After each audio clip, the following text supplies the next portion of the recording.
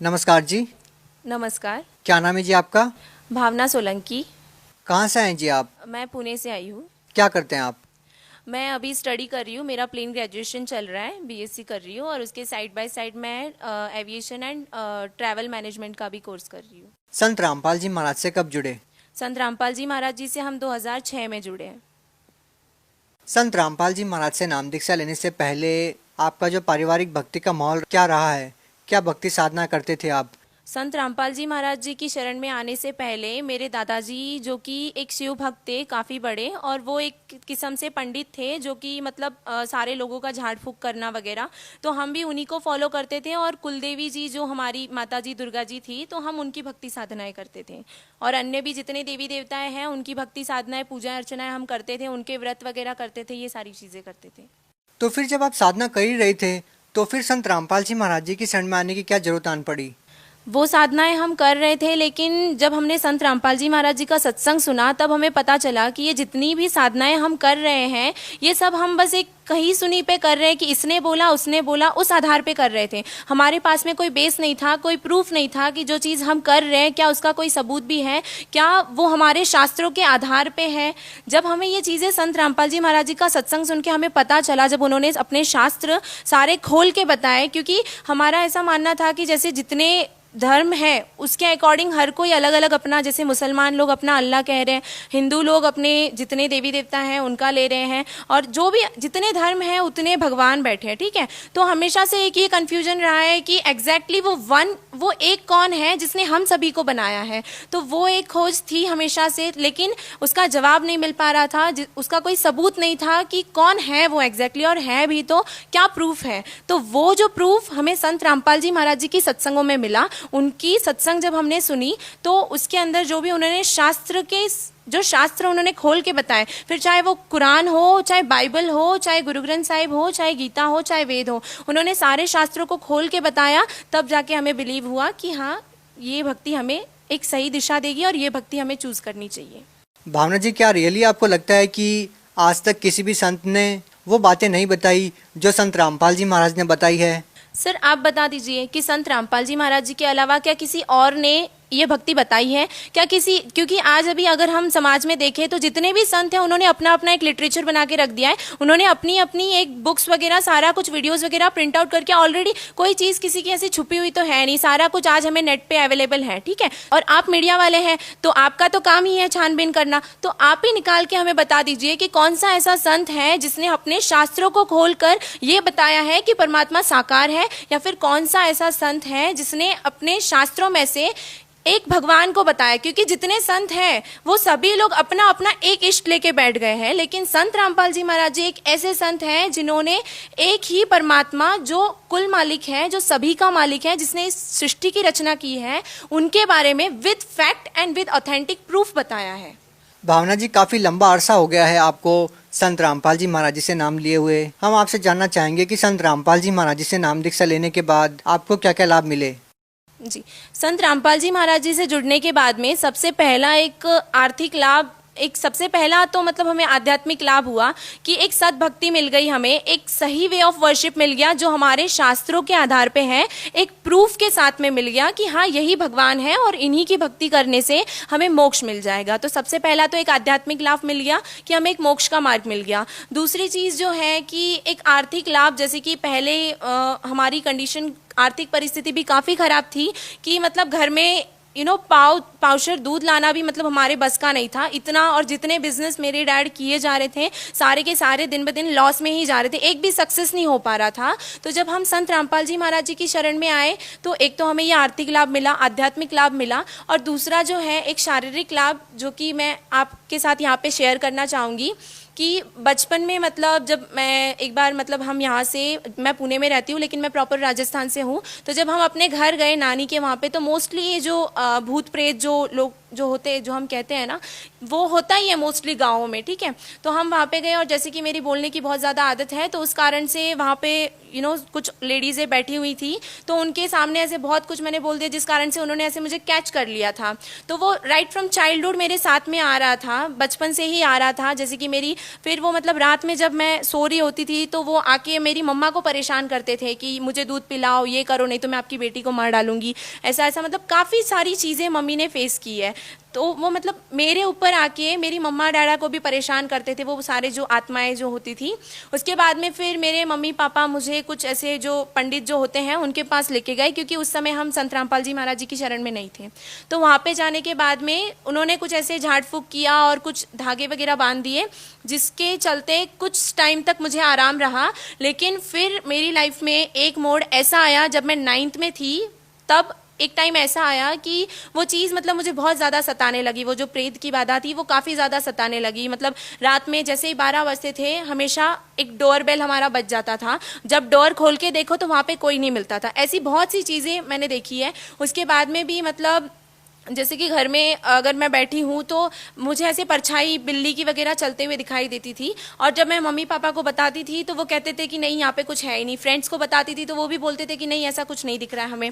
Plus फिर ये सारी चीज़ें मतलब, और रात में भी जैसे कि मैं अगर हॉल में सो रही हूँ तो हॉल की विंडो कोई खोलने की कोशिश कर रहा है, और जब अगर मैं बेडरूम में सो रही हूँ तो बेडरूम की खोलने की कोशिश कर रहा है। मैंने ये सारी चीज़ें आजमा के देखी, किचन में भी सो के देख लिया तो वहाँ पे भी विंडो कोई खोलने की कोशिश कर रहा है। तो ये सारी चीज़ें होने के कारण मेंटली काफ़ी ज़्यादा डिस्टर्बेंस हो गया था, जिस कारण से फिर मतलब मुझे हाई फीवर हो गया था। मतलब एक तरफ से वो टाइम ऐसा था कि बहुत ज़्यादा तेज़ मुझे बुखार हो गया था, उस कारण से कि इंजेक्शन भी नहीं लग पा रहा था।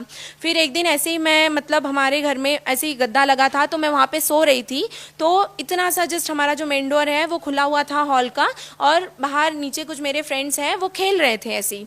तो जैसे ही वो ब्लैक कैट थी एक, जो कि मतलब उस समय मैं जाग रही थी और मम्मा मेरे किसी काम से बाहर गए थे। तो जैसे ही मैं सो रही थी और मेरे भाई और बहन बगल वाले बेडरूम में ही कंप्यूटर पे कुछ कर रहे थे काम, और मैं सो रही थी और मेरे को बहुत हाई फीवर हो गया था। तो वो जो कैट है वो इतना सा गैप था, इतने से डोर में, ना वो डोर ज़्यादा खुला है ना कम खुला है, वो एकदम से अंदर आ गई। मैं अपनी आंखों से हर चीज़ देख पा रही हूँ, लेकिन मेरी बॉडी इस तरह से हो गई थी कि मैं कोई रिएक्ट नहीं कर पा रही थी, और ऊपर ही गुरुजी का मंदिर था। तो वो ऐसे धीरे धीरे आके वो सडनली मेरे यहाँ पे चेस्ट के यहाँ पे आके वो काफ़ी ऐसे बैठ गई थी, और उसने मेरे गले के यहाँ पे मतलब ऐसे नाखून तक दबा दिया था। मतलब इन शॉर्टली मतलब मैं उस टाइम जाग रही थी, अगर मैं चाहती तो मैं सब कुछ कर सकती, लेकिन मेरी बॉडी इस तरह से पैरालाइज हो गई थी, मतलब एक टाइप से सुन्न पड़ गई थी कि मैं। भावना जी, ये जो आपके साथ हैपनिंग हो रही थी, जिस तरह से आप बता रहे हैं कि भूत प्रेत की एक ऐसी समस्या थी आपके साथ, चाहते हुए भी आप एक नॉर्मल जिंदगी नहीं जी पा रहे थे, तो जो ये सारी समस्याएं हैं वो कैसे ठीक हुई? हाँ, तो ये फिर संत रामपाल जी महाराज जी की शरण में हम थे उस समय। तो फिर जब ये सारी चीज़ें हुई तो घर पे फिर मेरे पापा मम्मी जब आए तो उनसे ये सारा फिर इंसिडेंट शेयर किया। मम्मी ने पापा को बताया कि ऐसा ऐसा हुआ आज, ये वो सब कुछ उनको बताया कि आज ऐसा ऐसा हो गया, अगर मैं राइट टाइम पे नहीं आई होती तो पता नहीं क्या हो जाता।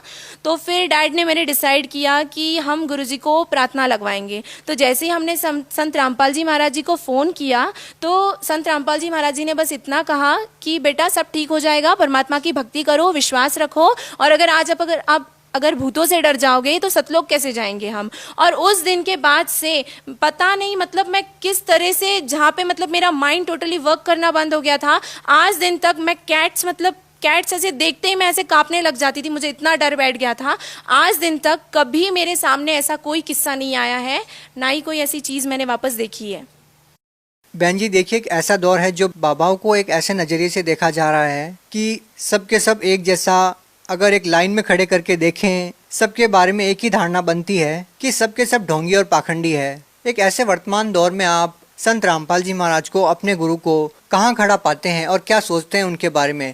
एक ऐसे दौर में कि जहाँ पे अगर हम कंपैरिजन करने जाएं तो देखिए कि कंपैरिजन करो भले, लेकिन एक फैक्ट के साथ में करो, एक प्रूफ के साथ में कंपैरिजन करो। क्योंकि आज हम लोग सिर्फ कहीं सुनी पे बिलीव करते हैं। अगर कोई बाबा, अभी जैसे संत रामपाल जी महाराज जी, जो भी लोग उनके बारे में जो भी सोच रहे हैं कि वो जेल में है या फिर जिस भी कैटेगरी में उन्हें खड़ा कर रहे हैं, जस्ट एक रिक्वेस्ट है कि उन्हें किसी भी कैटेगरी में खड़ा करने से पहले एक बार आप उनके एपिसोड्स देखिए, उनके वीडियोस देखिए, जो वो सत्संग करते हैं वो देखिए, और उसके बाद में डिसाइड कीजिए कि वो कौन सी कैटेगरी में खड़े होते हैं। क्योंकि उनकी सत्संग्स में अगर आप देखोगे ना तो एक भी चीज़ ऐसे मनमाना आचरण टाइप वो कुछ भी नहीं बताते, अपने मन से कोई चीज़ वो नहीं बता रहे, वो हर चीज़ एक बुक अपने शास्त्रों को खोल के लाइन टू लाइन आपके सामने रीड करके फैक्ट्स के साथ, प्रूफ्स के साथ में आपको डिस्क्राइब कर रहे हैं। और बाकी जितने संत हैं, अगर आप उनके सत्संग एपिसोड्स देख लो, उनके अंदर नाच गाना बजाना ये सारी चीजें चालू होती है। तो अब हम भक्त समाज या फिर ये जो समाज है आज का, इतना समझदार तो है, हमें परमात्मा ने इतनी बुद्धि तो दी है कि हम खुद डिसाइड कर सकते हैं कि क्या सही है क्या गलत है।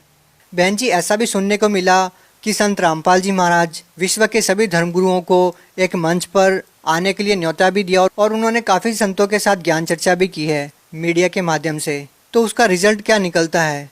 आपके विचार में जो वो ज्ञान चर्चा है वो कितनी सार्थक रही और उसका क्या परिणाम निकला? संत रामपाल जी महाराज जी ने जब सारे विश्व के जितने धर्मगुरु हैं, नॉट ओनली सिर्फ इंडिया ही की बात नहीं ले रहे हम, सारे विश्व के जितने धर्मगुरु हैं सभी को आमंत्रण दिया था, ठीक है। तो जितने भी यहाँ पे ज्ञान चर्चा करने के लिए आए, अगर वो रियल होते, अगर उनके पास सच में कोई ज्ञान होता ना, तो शायद वो डिबेट और आगे तक जाती। लेकिन जब उनके पास में कोई फैक्ट के साथ, कोई प्रूफ के साथ उनके पास कोई ज्ञान ही नहीं था, तो फिर वो क्या डिबेट करते। और इस चक्कर में ये डिबेट ज्यादा देर तक भी नहीं चल पाया, क्योंकि जब उनके पास कोई ज्ञान ही नहीं है तो वो क्या डिबेट करें। आपका मानना है कि क्या संत रामपाल जी महाराज ने सभी धर्मगुरुओं को निरुत्तर कर दिया? जी हाँ, बिल्कुल। संत रामपाल जी महाराज जी ने सभी को निरुत्तर किया है, वो भी अपने मन से नहीं, उन्हीं की किताबों से, अपने ही हिंदू धर्म के या फिर जितने भी धर्म हैं, अपने ही शास्त्रों को लेके उन्हें निरुत्तर किया है। संत रामपाल जी महाराज जी के बारे में और कुछ कहना चाहेंगे, क्योंकि आपने काफ़ी लंबा अरसा संत रामपाल जी महाराज जी के शरण में रहते हुए हो चुका है, कोई और लाभ बताना चाहेंगे आप? जी हाँ, एक्चुअली मेरी जो छोटी बहन है, जिनको सर मतलब हेड में यहाँ पे सेंट्रल पार्ट पे एक कीड़ा लग गया था, जो कि फिर उसने धीरे धीरे इतना प्रोग्रेस कर लिया कि वो ऑलमोस्ट उनका पूरा माइंड उन्होंने खा लिया था। तो जब हम डॉक्टर्स के पास गए तो डॉक्टर्स ने बोल दिया कि ये बच्ची ज़्यादा बचेगी भी नहीं। उस टाइम वो काफ़ी छोटी थी, लाइक 4 से 5 साल की होगी, तो वो काफ़ी छोटी थी। तो डॉक्टर्स ने भी बोल दिया था कि ये बचेगी नहीं, एक तो छोटा सा बच्चा है, उसका माइंड कितना है, तो वो ऑलमोस्ट पूरा खा लिया था। फिर जब डॉक्टर्स ने बोल दिया कि वो बचेगी नहीं, तो हमें टेंशन होने लगी। हमने संत रामपाल जी महाराज जी के यहाँ पे प्रार्थना लगवाई, उन्हें आश्रम लेके गए हम। तो आश्रम लेके जाने के बाद गुरुजी ने उनको आशीर्वाद दिया और उन्हें एक चरणामृत का बॉटल दिया और प्रसाद दिया, और गुरुजी ने बोला कि बेटा भक्ति करो, परमात्मा सब ठीक कर देगा। तो फिर जब हम हॉस्पिटल गए तो उनसे गुरुजी ने बोला कि साइड बाय साइड आप ट्रीटमेंट भी चालू रहने दो। तो हमने उनका ट्रीटमेंट चालू रहने दिया। तो कुछ ही महीनों में या फिर 1-2 महीने में वो पूरा क्योर हो गया। उसके बाद में क्योर हो गया तो डॉक्टर भी शॉक रह गया कि ये ऐसे कैसे हो गया, सेम डॉक्टर वो शॉक हो गया। फिर उसके बाद में डॉक्टर ने बोला कि ठीक है, ठीक तो हो गए हो, लेकिन इनको बाल नहीं आ पाएंगे, बिकॉज ये जो हैंड पे जो अपना स्किन होता है ना, एग्जैक्टली ऐसा स्किन उसके सर में बन गया था। तो डॉक्टर्स ने बोला कि हेयर्स का आना पॉसिबल ही नहीं है।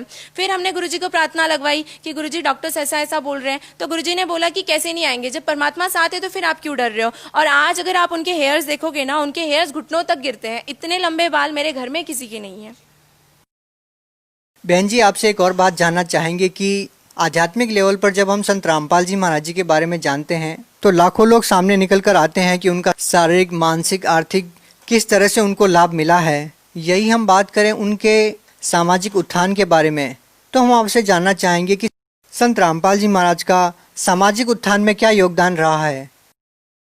संत रामपाल जी महाराज जी के सामाजिक उत्थान के बारे में अगर बात करें तो सबसे पहले तो मैं उनका बहुत बड़ा धन्यवाद करना चाहूँगी कि उन्होंने ये जो दहेज प्रथा के लिए जो रूल निकाला है या फिर ये जो मुहिम निकाली है कि दहेज ना लेना है ना देना है, इसके लिए मैं बहुत ही ज़्यादा आभार प्रकट करना चाहूँगी। क्योंकि इस मुहिम के कारण आज लाखों बच्चे, लाखों बेटियाँ सुख से रह पा रही है या फिर उनके पिता सुख से हैं, उनके माता पिता सुख से हैं। क्योंकि आज समाज में अगर दहेज के लिए देखा जाए तो लाखों लोग इस दहेज की नाम की इस प्रथा से पीड़ित है। क्योंकि हर दूसरे घर में एक बेटी है जिसकी शादी उनके माँ बाप को करनी पड़ती है, और उसके साथ आज के इस समाज के इस दौर के हिसाब से बहुत बड़ी मात्रा में उन्हें दहेज इकट्ठा करना पड़ता है, जिसके कारण बहुत से बाप आज परेशान है। दूसरी चीज़ें ये हैं कि जो नशा मुक्ति का ये भी जो एक मुहिम संत रामपाल जी महाराज जी ने चलाई है, बहुत अच्छी, इसके लिए भी एक बहुत बड़ा थैंक्स उन्हें देना चाहती हूँ। क्योंकि आज के समाज में देखोगे ना तो हर दूसरा इंसान नशा कर रहा है, नशे का शिकार बन रहा है। हर दूसरा इंसान, किसी को कोई स्ट्रेस आ गया तो वो इंसान नशा कर रहा है। लेकिन संत रामपाल जी महाराज जी की शरण में आकर ये जो नशा मुक्ति की जो मुहिम है, ये काफ़ी ज़्यादा लाभदायक है। अंतिम सवाल, संत रामपाल जी महाराज जी के बारे में विश्व को आप क्या संदेश देना चाहेंगे? संत रामपाल जी महाराज जी के बारे में एक ही चीज बोलना चाहूंगी कि आज वो जिस जगह पे हैं या फिर आप उनको जिस भी कैटेगरी में खड़ा करके आप ये सोचते हो कि हाँ जो बाकी के संत जैसे जेल में हैं या जो भी है, उस आधार से अगर आप देखोगे उन्हें, तो शायद आपका ये मनुष्य जन्म जो कि बहुत ही दुर्लभ है ये वेस्ट हो जाएगा। बेटर है कि आप उन्हें देखने से बेटर है, वो कहते हैं ना कि नेवर जज a book by its cover, तो उस बुक को उसके कवर से जज करने से बेटर है कि आप उस बुक के अंदर झांक के देखिए, उसके जितने भी सत्संग हैं एपिसोड से आप वो देखिए। और ये जो मनुष्य जन्म है ये बार बार नहीं मिलता है, एक ही बार मिलता है, तो उनकी शरण में आए और अपना कल्याण करवाएं। धन्यवाद। धन्यवाद।